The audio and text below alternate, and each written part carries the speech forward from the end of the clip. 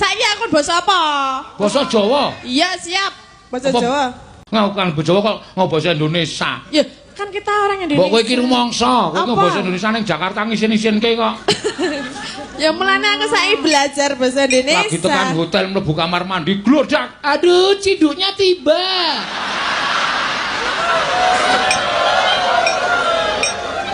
Medun neng rest area neng Cikampek. Cikampek kira Jakarta to, no? Iya. Medun duluk melayu.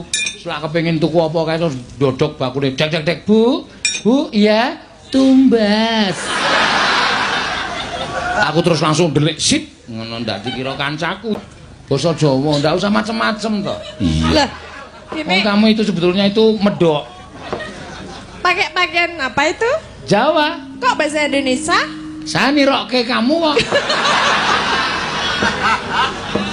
Nirokke ngomong kamu. kuwi kok. Iya, ya ora apa-apa kok.